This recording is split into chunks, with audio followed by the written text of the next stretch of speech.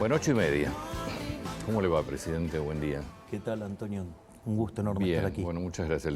Le contesto como el Papa. Bien, gracias. ¿Usted sobrevive?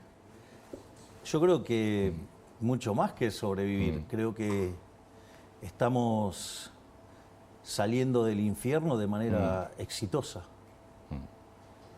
Porque la realidad es que nosotros llegamos al poder con una situación que conjugaba los tres peores elementos de las tres peores crisis de Argentina. Básicamente el desequilibrio monetario Sí. era peor que el que teníamos en la previa del 75, era el doble el desequilibrio monetario. Técnicamente se llama money overhang o sobrante monetario, y eso, por ejemplo, en el Rodrigazo derivó en una multiplicación por 6 de la tasa de inflación. Es decir, sería a las condiciones que nosotros llegamos de 200 a 1200, pero como era el doble, quiere decir que había una inflación reprimida en ese sobrante de dinero de 2400%. Por otra parte, cuando uno miraba el balance del Banco Central, la relación de pasivos remunerados, que en su momento se llamó LELIX, y digamos, cuando nosotros llegamos, pasaron a ser pasivos remunerados, que digamos que eran los pases. Esto fue una de las grandes atrocidades que hizo el gobierno anterior y que más groseros dejó, que los pasó a un día. Claro. Es decir, nosotros teníamos venciendo 4 bases monetarias en un día, para que la gente entienda, se hubiera quintuplicado la cantidad de dinero en un día. Y eso configura una situación en el balance del Banco Central peor que la que teníamos en la previa de la hiperinflación de Alfonsín en el 89, que fue 5000%. Y por otra parte teníamos indicadores sociales que eran peores que los que quedaron de la crisis del 2001. Es decir, cuando usted toma los indicadores sociales del 2001, sí, hoy teníamos indicadores mucho peores. Por lo tanto, estábamos frente a una situación verdaderamente compleja, y además teníamos, por ejemplo, que la inflación diaria en la primera semana de diciembre viajaba a un ritmo del 1% diario, que es 3.700 anual. En la segunda semana se aceleró el 7.500. Es más, cuando uno mira lo que es precios mayoristas, dio 54%. 54% anualizado implica 17.000. Ahora, ¿todo esto lo sabían antes de asumir o no? ¿O se encontraron con algo diferente? A ver, nosotros algunas de estas cosas las teníamos claras. De hecho, nosotros hicimos un programa económico para enfrentar un verdadero desastre, que es lo que hicimos, y por lo cual, digamos, ese exceso de aversión al riesgo es lo que permitió que fuera tan exitoso este combate contra la hiperinflación, por ejemplo. Porque no hay que olvidar que hoy la inflación mayorista fue del 2,1%. Eso anualizado da 28. Es decir, pasamos de una inflación que venía viajando del 17.000 a una que va viajando al 28. Es un montonazo, horroroso, pero del 17.000 al 28 hay una diferencia notable. Y además, si esto hubiera estallado, los niveles de pobreza e indigencia, digo, la pobreza estaría en torno al 95% y la indigencia arriba del 50%. Entonces, lo que sucede es que cuando uno se pone a mirar los números, había un montón de cosas. Primero, que la posición de los pasivos remunerados, que eran posiciones que estaban a 30 días, 60 días, 90 días, ¿sí? La habían pasado a un día. ¿Eso por qué cree que lo hicieron? Bueno, nuestra hipótesis es que ellos considerábamos que nosotros no éramos liberales libertarios, sino que consideraban que éramos liberales libertarados. Y que nosotros alegremente el primer día íbamos a abrir todo. Hubiera sido un caos eso. Claro, y eso hubiera derivado en una hiperinflación, en una crisis social sin precedentes, y ahí ellos hubieran hecho 2 por 1, por decirlo de alguna manera, porque hubieran sacado todas las huestes típicas del peronismo a hacer desmanes sociales, ataque a supermercados y demás durante las fiestas. Esto ya pasó en el 2001, 2002, ¿no? Digamos que con Duhalde y Alfonsín, digamos, desde la provincia de Buenos Aires, coordinaron el golpe de Estado a De la Rúa, ¿sí? Digamos, y cuando llegó Duhalde al poder se acabaron los los saqueos, ¿no? Pero dicho esto, además, no solo que volvían al poder en los primeros días de enero, sino que además mataban la idea de la libertad. ¿Y por qué para ellos es importante matar la idea de la libertad? Porque es las ideas que van contra los curros de la política. Porque si yo hago la configuración de los problemas que tenía de stocks, Sí. porque nosotros siempre decimos que no abrimos el cepo por el tema de los stocks. Entonces, teníamos el problema del sobrante monetario, teníamos el problema de los pasivos remunerados del Banco Central, teníamos vencimientos de deuda en pesos por el equivalente a 90.000 millones de dólares. Teníamos vencimientos de deuda externa por 25.000 millones de dólares, donde gran parte de eso era con el Fondo Monetario Internacional y el acuerdo estaba caído. Es decir, donde Massa había incumplido sistemáticamente, y en ese contexto, que esas revisiones o rearmados pueden tardar entre 3 y 6 meses, nosotros volvimos a estabilizar el acuerdo en un fin de semana. No solo eso, sino que además estaba la deuda de la CIRA y de los dividendos Eso atrapados. Para los importadores. Claro, que por el equivalente de 50.000 millones de dólares. Entonces, todo ese desequilibrio de stocks, si nosotros abríamos el cepo el primer día, se iba a producir una fuerte caída de la demanda de dinero y una corrida desde el peso hacia el dólar, y eso claramente hubiera generado una hiperinflación. Entonces, nosotros básicamente lo que empezamos a hacer es, dijimos, ok, acá hay que matar la inflación. Ahora, nosotros en nuestra hipótesis, la inflación es siempre y en todo lugar un fenómeno monetario. Digo, para aquellos que estén interesados en la discusión técnica, hoy yo cierro las jornadas del Banco Central y voy a estar discutiendo estos temas desde el punto de vista profesional y técnico, digamos a fondo. Sí. Entonces, ¿qué era? Había que cortar con la emisión monetaria. La emisión monetaria, usted tenía lo que se llama la emisión por sector fiscal, la emisión por sector financiero y la emisión por sector externo. La emisión por el sector fiscal, Argentina tenía un déficit fiscal de 5 puntos del PBI. Sí. Nosotros, ¿qué hicimos? Hicimos el programa de déficit cero. Esto es muy interesante, porque fíjese, en 123 años, o sea, desde el inicio del siglo XX hasta hoy, Argentina tuvo déficit fiscal durante 113. Y en los 10 que no tuvo déficit fiscal fue porque estaba en default, con lo cual era mentira. Es decir, a nosotros nos decían que alcanzar el déficit cero era imposible, que no se podía ajustar más que un punto del PBI por año con suerte. Cuando nosotros dijimos que íbamos a conseguir el déficit cero en el primer año de gestión, nos dijeron que era imposible, que era una locura, que estábamos delirando, se nos reían de la idea de la motosierra. Ahora, es muy interesante esto. ¿Por qué? Porque lo logramos en un mes. Y esto es muy interesante porque además lo hicimos con mucha conciencia social. Porque el ajuste sobre, por ejemplo, obra pública, que la eliminamos de cuajo, las transferencias discrecionales de provincias, que la eliminamos de cuajo, que pasamos de 18 ministerios a 8, digamos, con reducción de personal, con reducción de, por ejemplo, de los curros de los gerentes de la pobreza. Bueno, toda esa situación, nosotros sobrereaccionamos el ajuste y le dimos contención social. Es decir, hicimos una, por ejemplo, porque le paso números. Por ejemplo, nosotros, el plan 1000 días, algo fundamental para lo que es la conformación del cerebro de los chicos, 500% subió. El tema de los chicos que van a los colegios, ¿sí? Y entonces vio que es una situación muy complicada cuando los padres tienen que sacar a sus hijos del colegio, no solo por lo que le duele a los padres, sino por lo que implica para la reinserción de los chicos que tienen que cambiar de compañeros. Esto es una situación muy complicada. Dimos vouchers educativos por el 75% de la matrícula. Además, hicimos un plan para útiles que le llegó a 7 millones de chicos, que se multiplicó, subió un 800%. Es más, si usted toma la tarjeta alimentar y la UH, hoy cubre la canasta básica, cuando el gobierno anterior tan social, digamos, cubría la mitad. Ahora, ¿saben lo que pasa en la calle? Claramente. Yo ando por la calle. Ando mucho más de lo que la gente se imagina. ¿Y cree que la gente va a tener paciencia mucho más tiempo? Porque el dinero no alcanza, está claro. A ver, lo que hay que comprender es que el populismo no es gratis. Sí. El populismo no es gratis. Vamos por parte.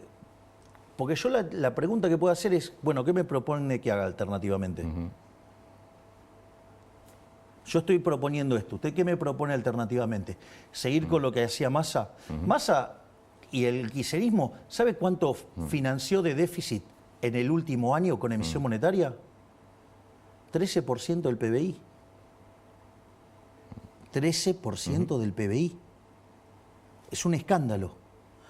Entonces, la contracara era ir a la hiper, la contracara era ir a 95% de pobres, la contracara era 60% de indigentes. Usted me dice el número de pobres e indigentes, es horroroso. Terrible. Es terrible. Ahora, fíjese, porque publican el dato del primer semestre. Sí. Y dicen, no, saltó de 41 a 52. No. Digamos, si lo descompongo por trimestre, tengo 56 y 51. ¿Sí? Con lo cual saltó en el primer trimestre y después bajó en el segundo trimestre. Ahora, si lo tomo, digamos, con una frecuencia más corta, están los números de Martín González Rosada, digamos, el Ditela. En realidad, al inicio salta a 57 y hoy la cantidad de pobres está en 49. Es decir, ya bajamos 8 puntos la pobreza. Esto no es un chiste. Es decir, después del cimbronazo, bajamos 8 puntos la pobreza. Entonces usted me podría decir, bueno, pero la discusión es qué pasó durante diciembre. Ahí, digamos... Esa es la discusión de Rubinstein, no mía. Bueno, mire qué interesante, lo deshonesto que es intelectualmente Rubinstein. Porque Rubinstein dice, no, bueno, esto es culpa de Milei que devaluó.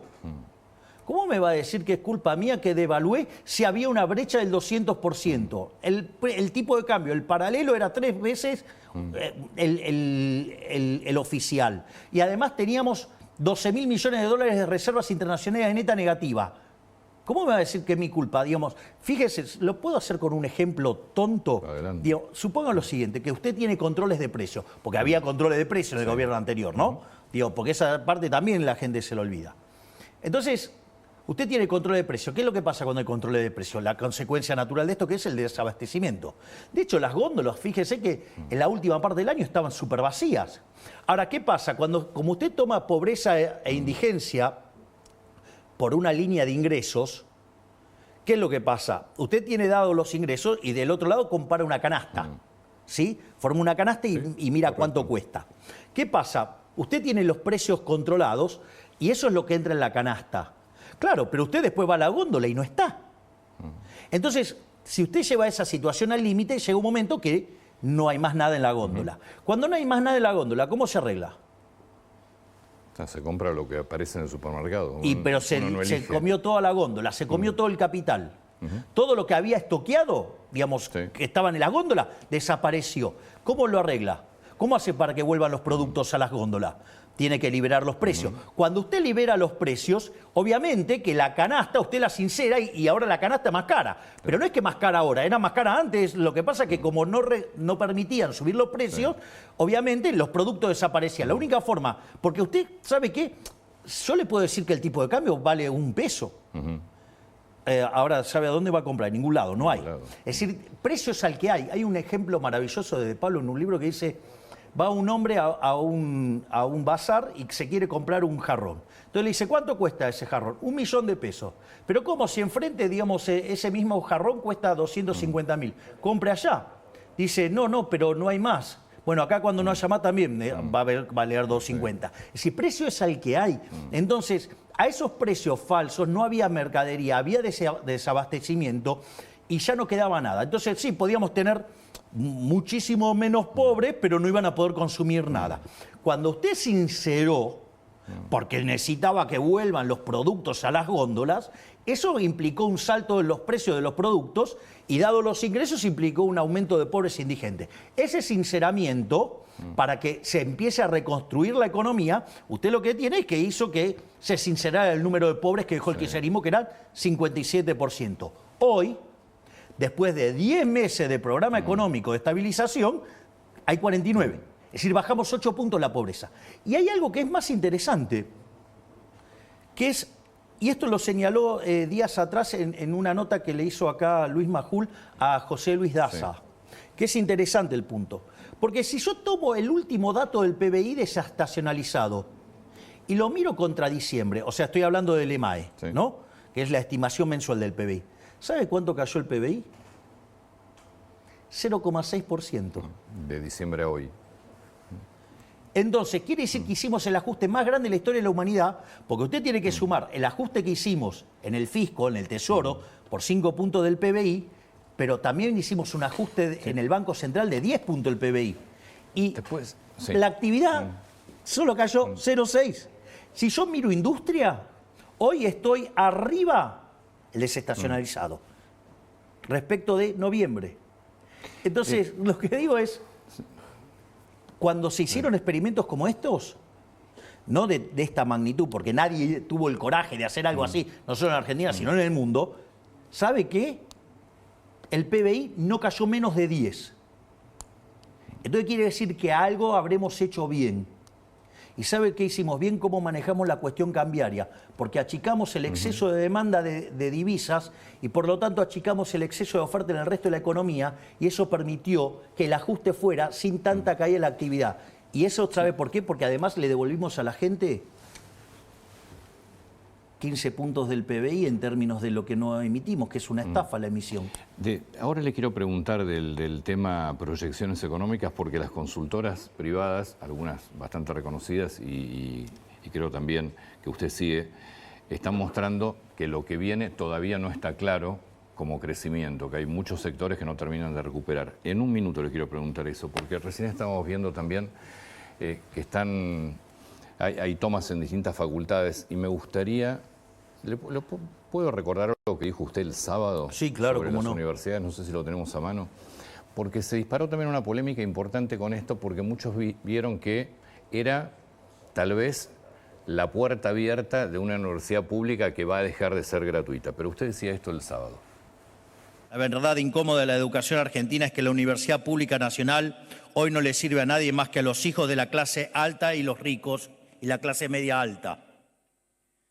En un país donde la gran mayoría de los niños son pobres y no saben leer, escribir ni realizar una operación matemática básica, el mito de la universidad gratuita se convierte en un subsidio de los pobres hacia los ricos, cuyos hijos son los únicos que llegan a la universidad con los recursos, la cultura y el tiempo como para poder estudiar. La universidad ha dejado de ser una herramienta de movilidad social para convertirse en un obstáculo para la misma. ¿Qué universidad quiere el A ver, gobierno? voy a poner esto en orden porque eso es una parte de un discurso que dura 12 minutos. El primer punto es lo siguiente. Acá no está en discusión. No está en discusión la universidad pública y no está en discusión el tema de que es no arancelada. No arancelada. Es decir, porque gratuita no es. Está claro, sí. No arancelada. No arancelada. Es decir, alguien la está pagando. La pagan los que no van. ¿Ok? O los que van. La pagan mayormente. Usted tiene que mirar el neto. El que va es un beneficiario neto. Ah, correcto, sí, está bien. El que no va Seguro, es sí. un pagador neto. ¿Ok? Entonces no es que es gratis. Gratis no es. Es no arancelada. Y no está en discusión ni la universidad pública y tampoco está en discusión que sea no arancelada. Eso, no hay ninguna idea de cambiar eso. Está fuera de discusión. Mire, yo le voy a contar algo. Yo esto en campaña lo mencioné, pero a veces no se entiende o parece abstracto. Hay un libro maravilloso que yo cité mucho durante la campaña que se llama Los Fundamentos de la Libertad de Hayek. Son 3 libros. El libro antes se escribía en otro formato. Sí. La riqueza de las naciones son 5 libros, o sea, bueno, se escribía en otro formato. Son 3 libros. Cuando usted lee el libro 1 y el libro 2, lee Hayek y dice, pero ¿cómo Hayek era narcocapitalista? No, Hayek no era narcocapitalista. Hayek era un liberal clásico. Porque ¿qué es lo interesante del tomo 3? Lo del tomo 3 lo que dice es, bueno, pero la gente quiere Estado. ¿El Estado qué es? El Estado es un seguro. Entonces, si usted, digamos, quiere un seguro, esto vendría a ser un seguro de educación. Sí. Ok, entonces el Estado lo provee y, digamos, eso es, digamos, la sociedad decidió tener ese seguro, lo tiene. Y si después lo quiere, después el Estado ofrece distintas formas de financiarlo, Bueno, digamos, usted puede discutir la forma en que se financia, pero de vuelta, acá no está en discusión ni la universidad pública, ni tampoco está en discusión que es no arancelada. O sea, Bien. va a seguir siendo universidad pública no arancelada. Eso no se toca. Bien. Lo que sí está en discusión es, yo le hago una pregunta, todos estos que defienden y que están haciendo todo este revuelo, ¿acaso están a favor de que se utilicen las universidades políticamente para robar en beneficio de determinados delincuentes de la política? Porque el punto es, ¿ustedes están a favor del robo? Es decir, yo lo único que estoy diciendo es, como esto está siendo pagado Por todos. por todos los argentinos, desde mi punto de vista, creo que corresponde que esos fondos tengan que ser auditados. ¿Sí? Porque los impuestos no se pagan voluntariamente, No, se pero pagan es a que punta de pistola. No hay duda que tiene que ser auditado. Bueno, entonces tienen que ser auditados. La pregunta es, entonces, ¿por qué no quieren ser auditados? Si no está en discusión la universidad pública, si no está en discusión que es no arancelada, ¿por qué entonces tanto problemas? ¿Porque las queremos auditar? ¿Sabe quién no quiere ser auditado? Principio de revelación se llama, el que está sucio. Es decir, y todo este revuelo es tomar una causa noble, como es la causa de la universidad pública no arancelada, y agarrar y ocultar los curros de los delincuentes. Esto es lo mismo que pasa con... Eso está claro. Pero Antonio, esto es lo mismo que pasó con el tema de los gerentes de la pobreza. ¿Qué fue lo que encontró la ministra Petovelo? Que se utilizaban los planes sociales para hacer política. Básicamente, todo el mundo creía que por el hecho de haber dado una tarjeta, eso evitaba que los gerentes de la pobreza manipularan a la gente. Y en realidad, ¿qué era lo que pasaba? Usted para poder cobrar, ¿sí?, necesitaba que una suerte de veedores, ¿sí?, le validara que usted había hecho tareas. Las tareas, ¿saben cuál era? Era ir a las marchas. Sí, sí. Y además, usted tenía que dejar la mitad. Entonces, fíjese qué interesante, porque nosotros cuando arrancamos con este tipo de operaciones, lo primero que hicimos fue que quitar la obligación de registrarse, de dar la prestación. Nos criticaron fuertemente porque decían, no, están fomentando lo vago. No, lo que estábamos haciendo era terminar con el curro de los gerentes de la pobreza. Porque al no tener que ir a certificar, la plata le llegaba a la persona vulnerable de manera Lo que plena. pasa es que ahí el gobierno tenía acceso a los números y se puede presentar en la justicia. Con las universidades... No, bueno, solo ¿Qué van a sabemos lo hacer? que pagamos porque, digamos, Claro. no hay auditorías. Yo no tengo ninguna duda de que tiene que ser auditado, pues es dinero de todos nosotros. Bueno, También eso es no lo que me gusta estamos pidiendo pagar. nosotros, Antonio. Pero contra eso, también es cierto que en el presupuesto está presupuestada, valga la redundancia, la mitad de lo que piden las universidades. Es decir, que evidentemente Bueno, pero, a ver, la hay un pregunta es- desfinanciamiento de No, las pero la pregunta es, universidades. ¿está cerrado el presupuesto? Todavía tiene que debatirse en el Congreso. Bueno, entonces que cuando lo debaten en el Congreso que cambien la composición, Que le saquen a un sector. pero siempre cumpliendo la ley del déficit cero. Es decir, si yo, digamos, yo ni me meto en eso, que agarren y determinen la composición del gasto que quieran, yo no me meto en eso. Pero sí le puedo decir algo, algunos datos. Primer punto, si yo miro 123 años de Argentina, Sí. Argentina es el país que más crisis tuvo en el mundo, tuvo 23 crisis. De esas 23 crisis, 21 tienen origen fiscal. Y esas 21, digamos, tienen déficit fiscal alto o estrafalario. Sí, correcto. Las más estrafalarias son el Rodrigazo con 14 puntos del PBI, en el 75, la tablita cambió en el 82,11, la hiperinflación de Alfonsín en el 89,8, la convertibilidad con 7, son los más escandalosos. Por lo tanto, usted ahí tiene un punto, digamos, en favor Sí. del equilibrio fiscal. No solo eso, sino que además la contraparte de la política fiscal que nosotros estamos llevando ha hecho que el riesgo país de 3.000 esté en torno a 1.100 hoy. Esa mejora en términos de solvencia intertemporal, porque justamente lo que hace el déficit cero es asegurar que no va a haber toma de deuda nueva. O sea, usted la deuda que terminará roleando el capital. Eso hace que la relación deuda-producto no suba más. Es decir, o queda igual o cae. Eso significa que usted de largo plazo es solvente, puede pagar.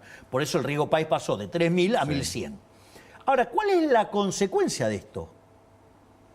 Que el PBI con un riesgo país de 3.000 sería de 400.000 millones de dólares. Y con un riesgo de 1.100 es de 600.000 millones de dólares. Es decir, que la sola mejora que hicimos en el plano fiscal implicó que todos los argentinos son 50% más ricos. Sí, en los números está bien, no en los salarios. Ahora lo discutimos eso. Ahora discutimos eso. Yo no tengo, digo, o sea, yo estoy dispuesto a dar todas las discusiones. Digo, yo no voy a esquivar ninguna. Lo que digo es, ¿usted quiere un riesgo país de 3.000?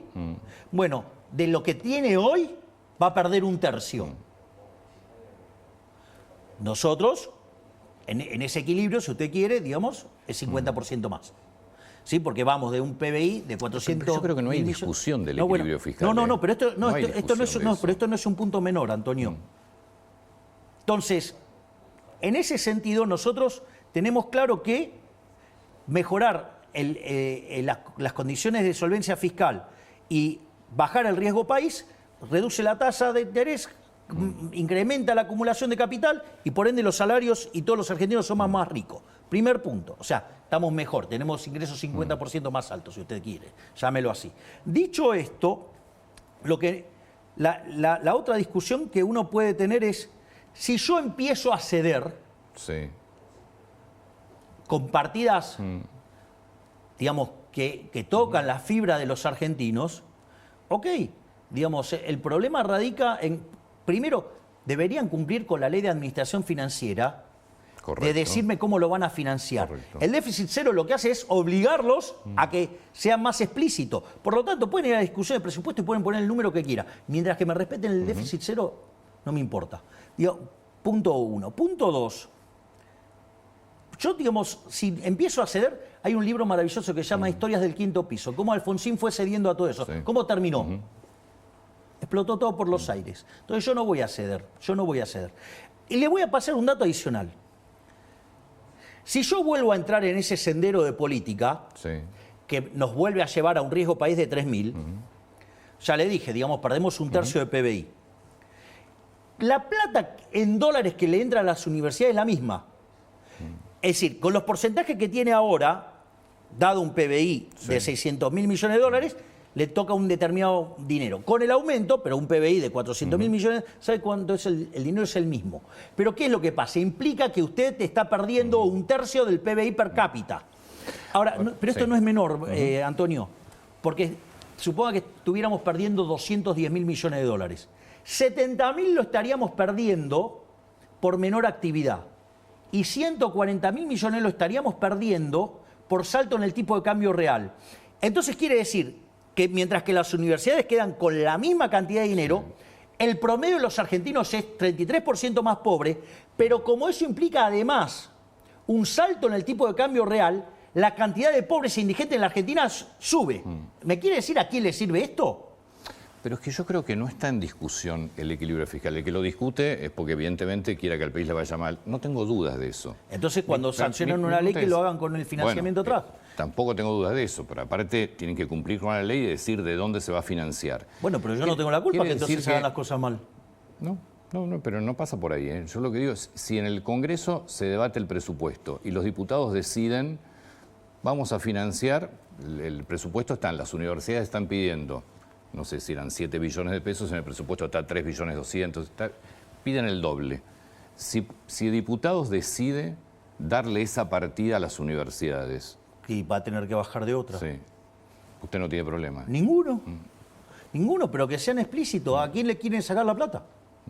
Es decir, digamos, lo que hay que tener claro es que el déficit cero no se negocia. Entonces, usted quiere subir una partida, súbala. Yo no tengo problemas con eso.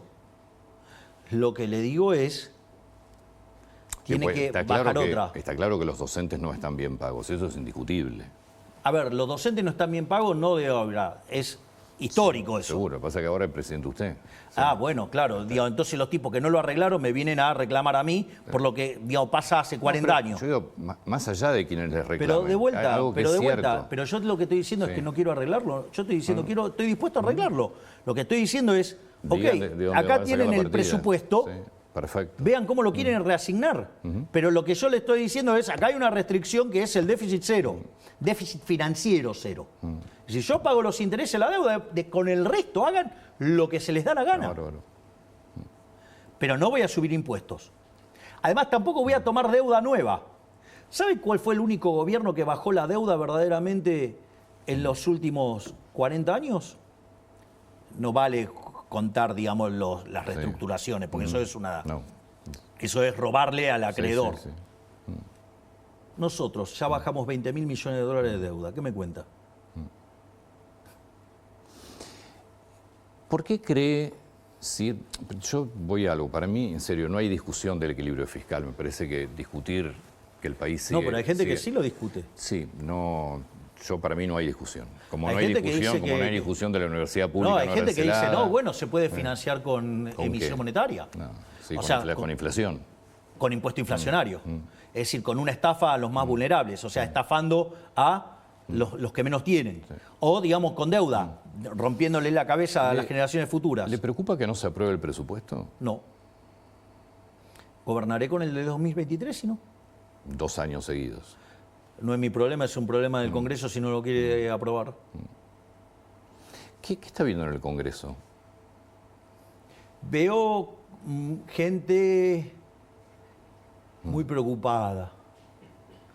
Gente que sabe que si a este gobierno las cosas les salen bien, a ellos les va a ir muy mal, porque se les terminan los curros, se les termina el robo y se les termina la mentira.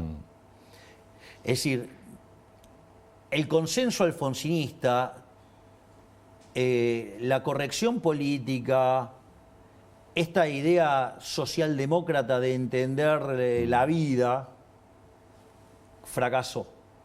Y lo que nosotros vinimos a decir con esto es, basta, se terminó la decadencia argentina y a partir de ahora entramos en un camino que va a hacer que en 35 años seamos una potencia mundial. Porque esa es la propuesta nuestra. Fíjese esto, nosotros enviamos la ley bases, la cual fue aprobada. Menem hizo la reforma estructural más grande de la historia argentina. Cuando usted toma la ley bases más el DNU, es 8 veces más grande. O sea, nosotros con el 15% de la Cámara de Diputados y el 10% de la Cámara de Senadores hicimos la reforma estructural más grande de la historia argentina. ¿Sabe qué implica eso? Saltar en el índice de libertad económica 90 puestos. Es decir, hoy Argentina institucionalmente se empieza a parecer más a países como Alemania, como Francia, como Italia, ¿sí? Entonces, ¿qué quiere decir esto? Que nosotros entramos en un sendero que más tarde, más temprano que tarde, vamos a duplicar el PBI. Entonces, la pregunta es, si esto sale bien, abrazar las ideas de la libertad sale bien, ¿sabe qué significa? Que todo el curro de los políticos, los delincuentes de la política perdieron. Es decir, van a tener que ir a trabajar honestamente como trabajan todas las personas que están acá, a ganarse el pan con el sudor de su frente. Si no la suya, sino la de ellos mismos. Si no le aprueban el presupuesto, sigue con... Creo que es histórico en la Argentina, sería el segundo año consecutivo sin presupuesto. ¿Y si no puede firmar más DNU? Jugaré las reglas de juego que... A ver, fíjese esto, a mí me han dicho un montón de cosas, que era antidemocrático, no sé la cantidad de barbaridades que me dijeron en la campaña del miedo, que armó Massa, ¿sí? Y fogoneada por los brasileros, ¿no? Porque eso también hay que tenerlo en cuenta. La pregunta es, ¿de dónde yo me salí del orden democrático? Todo lo que yo hice está dentro del orden democrático. Sin duda, como lo hicieron muchos presidentes también. Bueno, por eso. Pero ahora hay un proyecto, o al menos lo que quieren es limitar los DNU. Yo juego con las reglas de juego que plantea el sistema. Y eso lo he hecho sistemáticamente. Es decir, he usado, digamos, todo el aparato institucional que me permite jugar. Yo juego dentro del campo de juego. O sea, yo, digamos, soy un tipo que respeta las reglas. Es decir, yo respeto el reglamento, por decirlo de alguna manera. Volviendo al Congreso, a mí me llamó mucho la atención la semana pasada, para mí uno de los discursos más fuertes, yo lo critiqué mucho, pero me gustaría conocer su opinión. Pichetto la semana pasada. ¿Qué son, presidente? ¿Cuál es el programa que tienen? Es un barco sin luces en el mar, un tren que no llega a ninguna estación, una sociedad anónima de destrucción masiva de lo poco que nos queda de un cierto nivel de bienestar en el Estado argentino, una empresa de demolición, S.A. ¿Qué es lo que expresan con este plan económico que no sabemos cuál es el plan? ¿Cuál es el plan? ¿El ajuste al estilo Martínez de Oz? Esto fue en el debate por el veto a la ley de financiamiento universitario. Bueno, lo primero que podría decir de las reflexiones de Pichetto es que es alguien que verdaderamente es un ignorante en términos de economía. Porque primero es absolutamente inválido la comparación con el programa de Martínez de Oz, porque básicamente yo le diría, una de las cosas que no hizo el programa de Martínez de Oz fue justamente hacer el ajuste fiscal. Otra cosa que yo también le podría decir, eso fue en un régimen dictatorial, y esto es en democracia. Por lo tanto, ese tipo de analogías es bastante poco feliz. Pero más allá de eso, usted, ¿cómo es un programa de estabilización? Un programa de estabilización en un país normal, razonable, tiene 3 patas. Tiene un programa fiscal, un programa monetario y un programa cambiario. Si ustedes se fijan, nuestro programa fiscal es déficit cero. Nuestro programa monetario fue pasando por distintas, digamos, una vez que terminamos de limpiar los pasivos remunerados, pasamos a exceso de oferta cero, es decir, aceptábamos solamente comprar dólares, y después pasamos directamente a emisión cero. Por lo tanto, sí hay un programa monetario, y por otra parte también hay un programa cambiario, digamos, hubo un sinceramiento del tipo de cambio, y hay una política, digamos, donde nosotros seguimos teniendo cepo, que cada vez tiene menos restricciones. Yo les recuerdo que cuando nosotros llegamos se pagaba el 15% de las importaciones, hoy se paga más del 90%. O sea, digamos, nosotros quitamos regulaciones todos los días, lo que pasa es que mucha gente no lo ve, pero y estamos arreglando el problema en los stocks, y hoy estamos más cerca de salir del cepo que es lo que estábamos hace un año. Pero dicho esto, entonces, claramente usted tiene los 3 pilares de un programa económico. Lo que sucede es que, digamos, primero el señor Pichetto no es economista, no entiende de esto, habla de algo que no sabe, con lo cual es bastante, para hacer una crítica tan airada, es bastante irresponsable. Pero no solo eso, sino que además hay otro problema más. No entienden que yo soy liberal. ¿Por qué? Porque están acostumbrados a los viejos planes heterodoxos, que había política de ingresos, que había, digamos, se fijaban precios, se fijaban salarios, se fijaban precios de bienes fundamentales, por decirlo de alguna manera, y tarifas. Era todo un conjunto de regulaciones de precios. Bueno, yo soy liberal, yo creo en los precios libres, no creo en ese tipo de controles. Y además, otras cosas también tenían mucho de políticas sectoriales. Yo no creo en eso, yo soy liberal, yo creo, esto además está probado, se llama don't pick the winners, no elegir los ganadores. Es decir, porque eso además genera muchísima corrupción, porque imagínese que usted le está dando, digamos, ventajas a un determinado negocio. Entonces, deberían poder abrir un poquito más esas cabezas tan cerradas que tienen y ver que es otra naturaleza de programa. Es lo mismo que cuando me dicen, no, bueno, no dio fecha para la apertura del cepo. No doy fecha por la apertura del cepo. ¿Por qué? Porque soy liberal, porque yo, digamos, si fuera un dirigista, yo le puedo dar fecha, hora, todo, pero no soy un dirigista, soy liberal.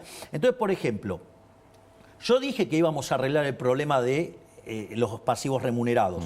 Usted, si me preguntaba cuánto tiempo, yo le decía, no lo sé, porque eso de qué va a depender, de que yo genere un equilibrio fiscal lo suficientemente robusto como para poder pasar la deuda del central a quien era el verdadero deudor, que era el Tesoro. Te le pido por favor un segundo. Y eso tardamos 6 meses.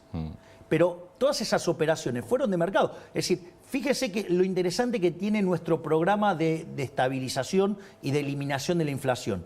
Porque nosotros pasamos de una inflación del 17.000 anual al 28 anual, pero no pasamos por una hiperinflación, ¿no? Que eso implica una licuación de los activos de la economía que hace muy fácil estabilizar, porque es como, digamos, el revólver se queda sin balas. Sí.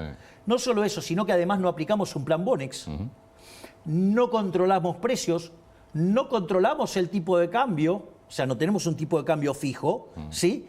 Y además lo estamos haciendo con recomposición de tarifas, porque hoy las tarifas cubren el 80% del costo. Es decir, y nosotros estamos haciendo todo eso. Y suponga que... El tipo de cambio lo controlan, el 2%. Bueno, está bien, digamos, tiene una pauta de devaluación. Pero sí, pero es mucho más libre de lo que consideran, porque el programa de emisión cero hace que el tipo de cambio se parezca más al de mercado. Y fíjese que desde 1500, hoy todos los tipos de cambio están convergiendo a 1150. Y si usted toma el oficial y lo corrige por riesgo país, está casi en 1100. O sea, la brecha verdaderamente ya es muy chiquitita. Es decir, desapareció, y esto no pasó nunca en la Argentina, convergiendo desde arriba hacia abajo. Siempre fue por saltos devaluatorios. Exacto. Esto, digo, algún mérito debemos tener. Y le voy a decir algo. La inflación, suponga que usted la quiere medir en consumidor, no en mayorista. Yo suelo trabajar con mayorista porque es la que se anticipa. Sí, que curiosamente tiene 30 o 40 puntos de diferencia. O sea, debería estar más baja todavía la minorista, porque la de insumos es que tarde o temprano va a colapsar. Por eso esto requiere paciencia. Ahora, fíjese esto. Si yo tomo la observada del último mes, 3,5, Sí, yo tengo una inflación inducida por el programa hasta que... sí, por el crawling fundamentalmente. Claro, Sí. pero eso porque es la contracara de que todavía no puedo abrir el cepo porque todavía tengo problemas de stocks. Sí, hay un ¿Sí? 2% de devaluación. Entonces tengo una devaluación del 2% más la inflación externa. Suponga 2,5 mensual. Quiere decir que yo tengo de 3,5, la inflación que está generando monetaria, verdadera, el programa es 1. ¿Sabe cuánto es? Quiere decir que el día que yo limpié el problema de los stocks, Sí. quiere decir que yo puedo llevar la inflación al 1. ¿Sabe cuánto es 1% mensual? 13 anual. Mire lo bien que venimos, pero ¿qué requiere? Paciencia. Porque la contracara de que la inflación tienda a cero es que va desapareciendo lo que se llama el sobrante monetario. ¿Se acuerda que yo empecé hablando de la situación previa al Rodrigazo? Cuando usted tiene controlado el tipo de cambio y emite dinero, ¿qué es lo que pasa? La contracara es que pierde reservas. Cuando usted pierde muchas reservas, en general o se devalúa o se ponen controles. Quedó todo el gobierno anterior siempre controles, que casi que le fuera imposible comprar un Sí, dólar. bueno, el cepo. El cepo. Eso es lo que hace que usted demande más pesos que los que quiere tener. Porque los está demandando compulsivamente, aumenta la base el impuesto inflacionario y le cobra más impuesto inflacionario. Dicho esto, si usted abre, le pasa lo del Rodrigazo, multiplicar por 6 o por 12, dado los números que nosotros teníamos. Dicho en la tasa de inflación, ¿no? Entonces nos hubiéramos ido a 2.400% de inflación solo por el tema monetario. Imagínese si se hubiera multiplicado por 5 la base monetaria, imagínese la ejecución de los puts, imagínese los 90.000 millones de dólares en deuda en peso que teníamos. Entonces, cuando usted toma esa situación, el money overhang se resuelve o porque sube la demanda de dinero o porque se achica la oferta de dinero, pasan las dos cosas y suben los precios. Entonces usted lo que tiene es que con la inflación que corrió y con el freno en la emisión y la recomposición de la demanda de dinero, hoy la inflación es 1%. Cuando esa inflación desaparezca, que es la diferencia entre la observada y la inducida, quiere decir que ese día el money overhang desapareció. ¿Qué quiere decir esto? Que no sobran más pesos. Si no sobran más pesos, ¿sabe cuántos dólares necesito para abrir el mercado? 0. Gracias. Gracias, entendió todo. Y le cambio medianamente de tema. ¿Mira encuestas Sí, y le preocupa? no. Eso también ahí hay otra parte del discurso de Pichetto que a mí me parece sumamente interesante. Porque, Cuando dice que usted cree que ganó, pero en realidad perdió. claro, exacto, dice, sostiene el veto, como sostiene el veto cree que ganó, pero en realidad perdió. Bueno, eso muestra lo anacrónico y lo analógico que es el círculo rojo y en especial Pichetto, que es parte de ese círculo rojo. Porque varias cosas. Nosotros nunca discutimos que la universidad sea pública y no arancelada. Nosotros lo que queremos discutir es que sean auditadas. Sí. No por nada las universidades como institución perdió 20 puntos de imagen. Con lo cual, digamos, o sea, y si la gente empieza a mirar con la lupa lo que están haciendo la gente en las universidades, van a seguir cayendo en imagen, ¿no? Y además la caída, digamos, en las manifestaciones fue notable. Es decir, la segunda fue un cuarto de la primera. Y además con el aparato peronista, digamos, había muy poquitos entonces estudiantes. Hay un tema de comunicación del gobierno. Ahora están todas las universidades tomadas prácticamente. Bueno, que la gente vea lo que están haciendo. Claro, pero... Digo, vamos a ver cómo le va. Si ustedes... Pero si el problema no es la universidad pública y no es la cuestión de que no son aranceladas. Y eso no va a cambiar. Solo los queremos auditar. Entonces, si usted no quiere ser auditado, es porque es un chorro. Más claro, le voy a echar agua. El que no quiere ser auditado es porque es un chorro. Acá la discusión es si quieren ser o no auditados. No quieren ser auditados. Bueno, ¿por qué no quieren ser auditados? Porque la política utiliza las universidades para financiarse. Eso es lo grave. Que usen las universidades una causa noble para financiar la mugre inmunda de la política. Eso es lo grave. ¿Y por qué cree que los alumnos o un sector de los alumnos están tomando, que no saben esto? Porque aparte son militantes políticos. Y además, digamos, habría que ver, digamos, las cosas que hacen los profesores en las aulas, que es un tema que también es complicado. Pero no es parte de esta discusión. Lo que quiero es otra cosa, porque ese punto que señala Pichetto muestra lo analógico, ¿sí? Digo, lo que es lo más inmundo de la vieja política. ¿Sabe qué? ¿Para qué está la imagen? Para comérsela. Usted acaba de nombrar la imagen de la universidad como dato que cayó. Sí, fuerte. Pero fíjese esto, y con las cosas que están haciendo se le va a caer mucho más. Pero les preocupa entonces, ustedes ven las mediciones de Nosotros miramos las encuestas, pero ahora también si quieren hay una discusión de cómo se miran las encuestas, que esto también es interesante. Me interesa lo de la imagen además. Porque bien, creo que... fíjese esto, porque esto es muy importante. Cuando usted tiene la imagen y va a gobernar, usted toma decisiones, las decisiones son en conflicto.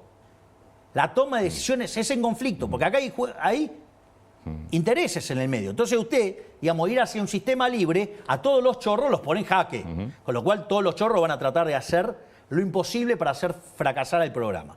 Ok, dicho esto, entonces obvio que usted en el medio de esas internas va a perder imagen, eso es natural. Y la imagen está para eso. O sea, ¿qué es lo que le quiero decir? Mire, yo vine a ser el mejor gobierno en la historia. Yo vine a poner de pie a la Argentina, a terminar con la decadencia y que entre en un sendero que en 35 años se convierta en una potencia mundial. Ese es el marco. Entonces yo tomo decisiones en función de eso, no de qué me pasa con la imagen. A mí no me importa lo que pasa con la imagen. A mí lo que me importa es poner a la Argentina de pie. O sea, ¿qué es cómo piensa Pichetto y cómo piensa el Círculo Rojo y cómo piensa la vieja política? Mirar la imagen, a ver qué opina, qué dice esto, qué dice el otro. Cuando usted cae en eso, usted se va a encontrar que entonces empieza a ceder a todas las demandas, porque no quiere perder imagen. Y usted termina después haciendo un desastre fiscal, y ese desastre fiscal termina en una hiperinflación, termina en la decadencia que tiene Argentina.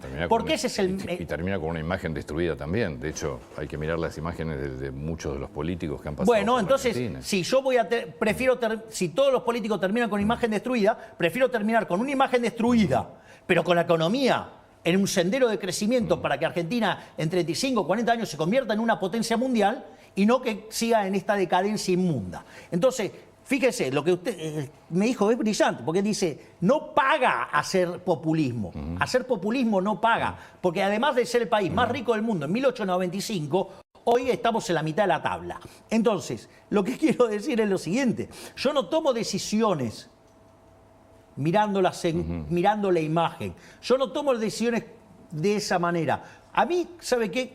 Fíjese, la diferencia entre otro político y lo que nosotros proponemos. Yo esto lo dije en un reportaje que me hizo Alejandro Fantino en la previa.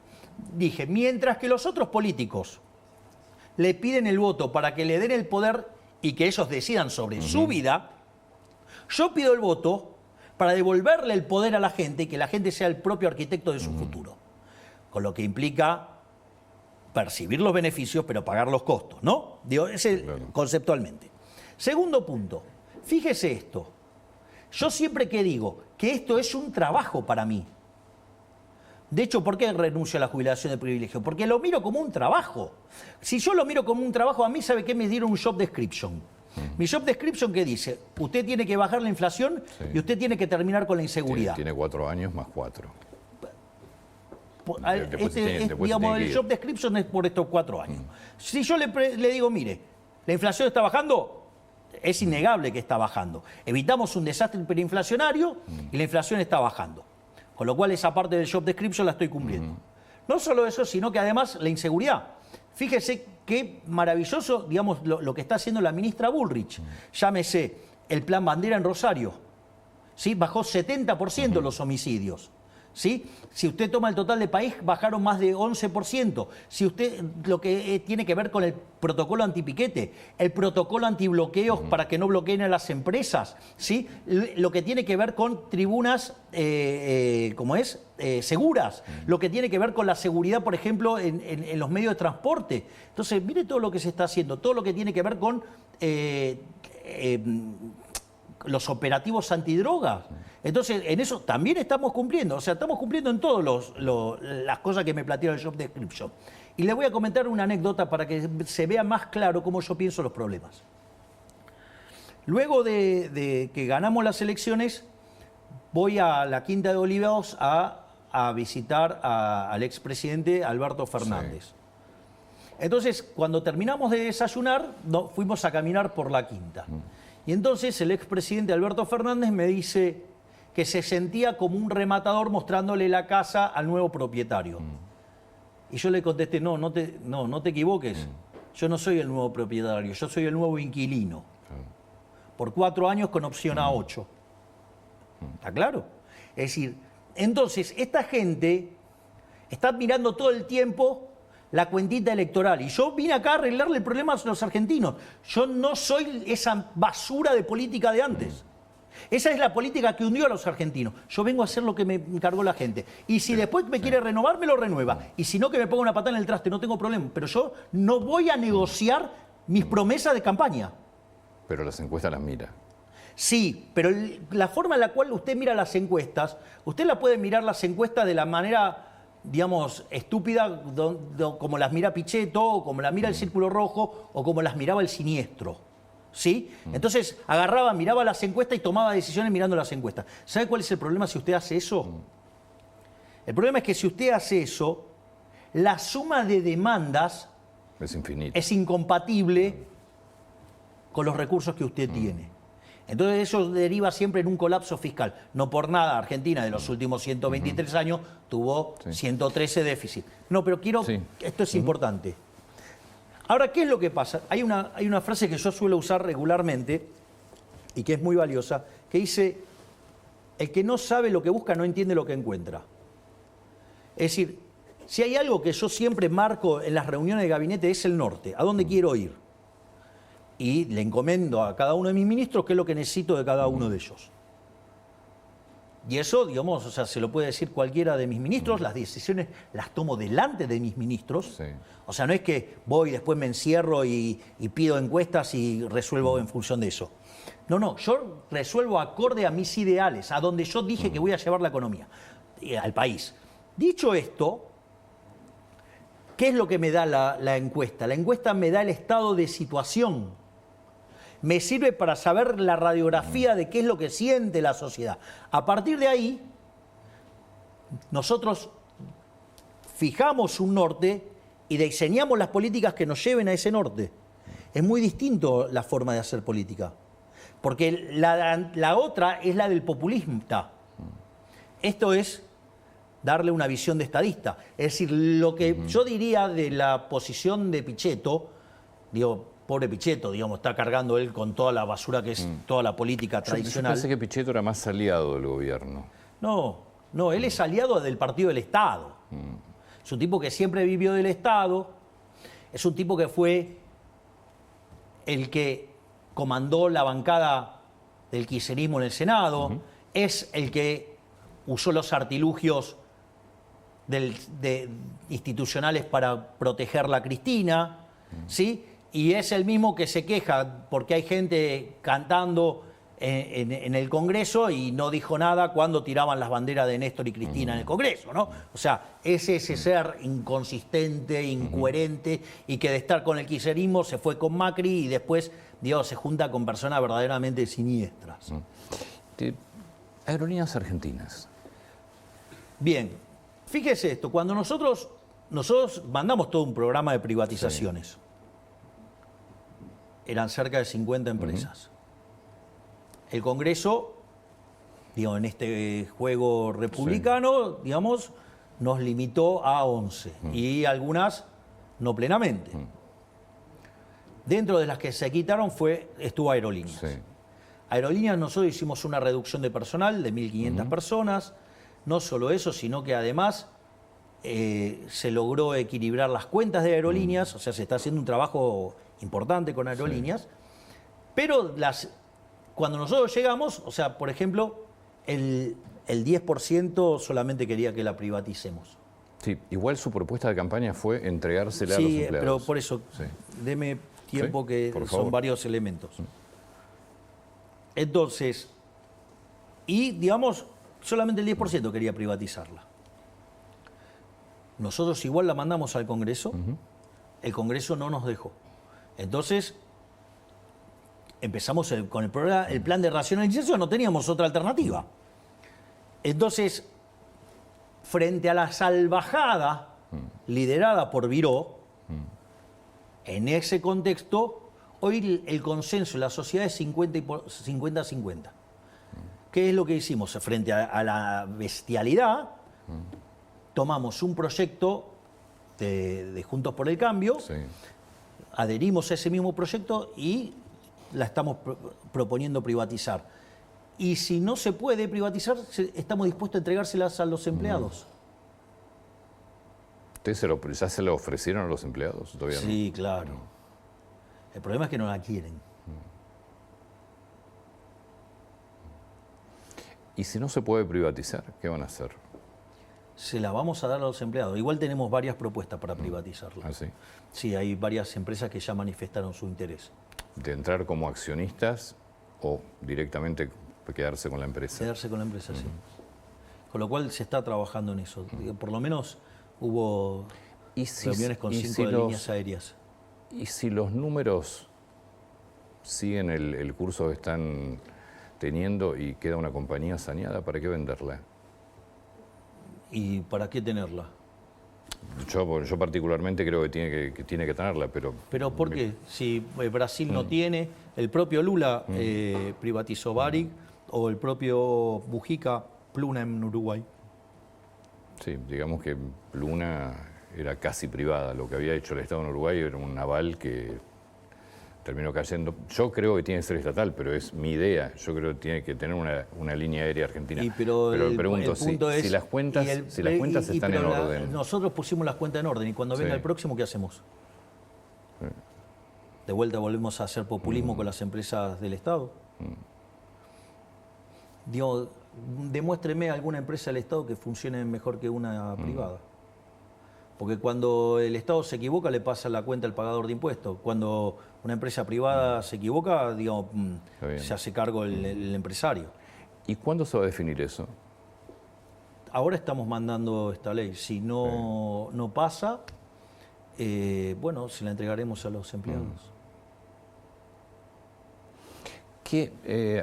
Vuelvo al tema crecimiento económico o marcha de la economía. Yo estaba viendo los últimos informes de distintas consultoras, entre ellas, bueno, ahí creo que hoy en la etapa de, no sé si de página 12 habla de 1816. Lo que muestran las consultoras es... Pravda 12. ¿Eh? Pravda 12. Sí, pero la consultora es una consultora de mucho nombre. Y lo que está mostrando es un crecimiento de muchos sectores en julio, menos sectores en agosto y menos sectores en septiembre. ¿Qué es lo que ven ustedes? Nosotros consideramos que la realidad es heterogénea y que en ese momento hay momentos que tira más y hay momentos que tira menos, pero nosotros creemos que, digamos, en el neto los números son positivos y estamos saliendo. ¿Qué creen el año que viene de la Argentina? De hecho, digamos, fíjese, yo no hablo de números, pero mire el consenso de mercado. ¿Cuánto es? Digo, el consenso de mercado habla de una expansión del PBI de 5 o 6%. Sí. Bueno. ¿Eso es lo que ustedes estiman también? Más allá del mercado. No, digamos, tiene que haber proyecciones no, en pero el Ministerio de Economía. pero nosotros no trabajamos, digamos, las proyecciones, nosotros las utilizamos para armar escenarios, no para... Entonces, fíjese que una de las cosas que tiene la ley de, digamos, de presupuesto con déficit cero es una construcción que neutralice el efecto de la inflación y del crecimiento, justamente para eso, para que usted tenga el equilibrio fiscal independientemente de eso. Digo, la responsabilidad del crecimiento económico no es mía. De vuelta, no soy fatalmente arrogante. Ustedes tienen que... El gobierno y el Estado tienen que dar las condiciones para que las inversiones privadas hagan crecer la economía. Las condiciones son que yo les ofrezco equilibrio fiscal, no emisión, o sea, una moneda fuerte, y les aseguro, digo, que no va a tener turbulencias cambiarias. Yo me ocupo de eso. El resto, digamos, las inversiones las determina el sector privado. Y yo le podría decir que hay muchos elementos para ser optimistas respecto a la evolución futura. Digo, el primer punto es el siguiente. Si usted se fija, sistemáticamente los salarios reales vienen subiendo. Es decir, los salarios le vienen ganando hace 5 meses seguidos a la inflación. Punto 1. Las jubilaciones vienen ganando en términos reales, de hecho están más de 5% arriba de lo que estaban en noviembre. Y si usted la toma en dólares, se triplicaron. Con una economía mucho más cara en dólares también, ¿no? Bueno, está bien, pero digamos, usted gana el triple en dólares hoy. Y la jubilación me cuesta el triple vivir en dólares. En la Argentina no crea porque, digamos, o sea, los precios no subieron, digamos, 200%. Así que, digamos, no es cierto eso. La inflación no es del 200%, es del 100%. Dicho esto, por lo tanto, usted tiene mejoras en los salarios reales, tiene mejoras en las jubilaciones. De hecho, yo le mencioné el trabajo de González Rosada, que la pobreza pasa del 57 al 49. No solo, o sea, esos 8 puntos no es magia, es mejora del salario real. No solo eso, sino que además eso le implica que usted, digamos, en algún momento la demanda se le va a recuperar. Punto 1. Punto 2, usted tuvo un ciclo de stocks. Sí. Es decir, durante la última parte del gobierno anterior se acumularon muchos stocks para protegerse del desastre monetario. Ya se consumió. Se consumió, eso fue lo que agudizó la caída de la primera parte del año y eso se está recomponiendo. Por lo tanto, usted tiene cíclicamente 2 elementos del ciclo que empujan para arriba. Eso por un lado. Después usted tiene cuestiones estructurales que empujan para arriba. El haber hecho el ajuste fiscal, el haber... una de las cosas que implica es una fuerte baja de la tasa de interés. Y eso es lo que permite que haya más crédito, más inversión. Que es uno de los sectores que muestra recuperación, el tema créditos. No solo eso, sino que además, fíjese, porque esto es interesante, eso implica que usted puede acumular más capital, eso es más trabajo, esos son mejores salarios. No solo eso, sino que además hay un tema no trivial. Nosotros cuando asumimos estábamos discutiendo la hiperinflación, hoy estamos discutiendo créditos a 30 años con cláusulas de ajuste. Ahora, fíjese qué interesante, porque todo ese ahorro fiscal de 15 puntos del PBI se volcó ¿a qué? A que hubo un aumento del ahorro y que eso ahora va a financiar el sector privado. Esto es muy importante porque esto es algo que puede generar crecimiento económico, aun cuando usted siga teniendo cepo. Y el otro elemento adicional importante es que nosotros hicimos reformas estructurales, no solo que hicimos la reforma estructural más grande de la historia argentina, 8 veces más grande que la de Menem, sino que además, fíjese lo que es el Ministerio de Sturzenegger, todos los días desregulando algo, todos los días desregulando algo. Entonces nosotros estamos yendo hacia una economía más libre. Mi objetivo es que Argentina sea la economía más libre del mundo y que de esa manera Argentina se convierta en el país más próspero del mundo. O sea, nosotros trabajamos todos los días en ese objetivo. Con lo cual, si usted se fija, estamos... Las cuestiones cíclicas juegan a favor y las cuestiones estructurales juegan a favor. Digo, lo que pasa es que Roma no se construyó en un día. Claro. Es decir, usted el crecimiento económico no lo construye en un día. Entonces, yo, digamos, lo que digo es que mirar los números con mayor detenimiento. Hay que, digo, si usted viene de una caída, y usted frena la caída, digo, está claro que está mejor, porque frenó la caída. Bueno, si usted toma estos números acá en el piso y compara contra el año anterior, claro que le van a dar negativo. Sí. Eso es una obviedad. ¿Pero a usted le importa la historia o le importa de acá para adelante? A mí hoy para adelante, ya está. Le digo, a todo el mundo le importa para adelante. No sé. Lo que pasó ya pasó, es parte de la historia. Yo creo que hay algunos que están mirando para atrás. Pero Bueno, está bien, no importa, que miren para donde quieran. O sea, yo digo, Sí. le voy a proponer a los argentinos mirar para adelante. Parece bien. ¿Ok? Entonces, entonces tengo que estar mirando los desestacionalizados. Cuando miro los desestacionalizados, tengo números muy positivos. Cuando yo miro el PBI, digamos, de julio, que dio 1,7, ¿sabe cuánto es? Digo, si yo le digo una economía que crece al 5%, es un numerazo, ¿no? Es un número muy bueno. ¿Sabe cuánto es de crecimiento desestacionalizado mensual eso? 0,4. ¿Se da cuenta que 1,7 es un numerazo? ¿Se da cuenta que cuando la industria dio 1,5 es un numerazo? ¿Qué es lo que quiero decir? Son números muy fuertes. Obviamente son tan fuertes que en el mes a mes usted va a reacomodar. Y el otro tema que es muy importante, que andan, digamos, con la estupidez esa del consumo. Porque pareciera que los empresarios son todos tontos que producen para no vender. Digo, sería bastante sospechoso que sean tan tontos. Digo, cuando son así, yo diría, ¿por qué no tratan de ser más respetuosos y tratar de ver qué es lo que están haciendo? Porque una de las cosas que pasa es que cambió la modalidad de venta. Entonces, de repente, los indicadores de consumo que tenemos, primero que nunca predijeron bien el consumo. Primer punto. Segundo punto, son cosas muy puntuales. Ahora, ¿por dónde cree que más compra la gente? Por Mercado Libre. Mire lo que son los números de Mercado Libre.